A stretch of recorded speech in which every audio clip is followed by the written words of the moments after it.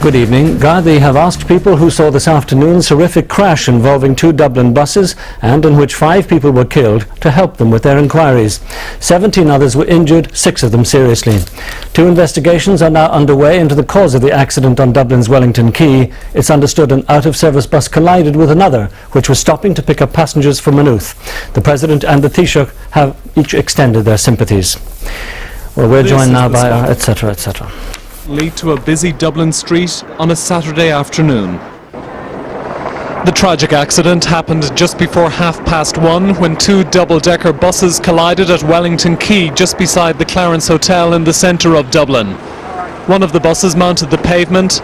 The capital city was packed with Saturday shoppers and the vehicle struck a group of pedestrians, some of whom may have been waiting to board the 66 bus to Maynooth. 5 people were killed, 3 women and 2 men.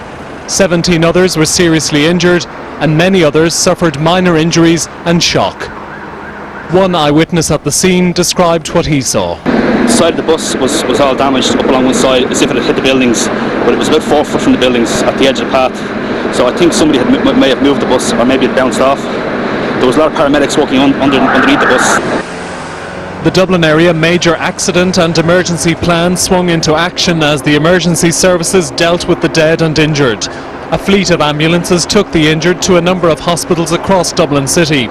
The Taoiseach was one of the first to visit the scene and described it as a major tragedy. In broad daylight on the quays where normally you can't move at all, and Saturday afternoon, and these people were just waiting for a bus service after being in town. The Gardaí are obviously going to have a full investigation. I've just spoken with the chairman of CIE and he's assured me there'll be a full company investigation as well. The company would like to offer its condolences, however insignificant they may be at this time. Dublin Bus in its history has never had any accident or incident of this scale, and it's extremely tragic. This tragedy marred what should have been a normal Saturday afternoon in Dublin city. Tonight Wellington Quay remains sealed off and the 2 buses are still at the scene as a major accident investigation gets underway. Gareth O'Connor, RTE News, Dublin. And we're joined now by our reporters Vivian Traynor, who is at the scene of today's crash, and by Bethan Kilfoyle at St James's Hospital. First to you, Vivian.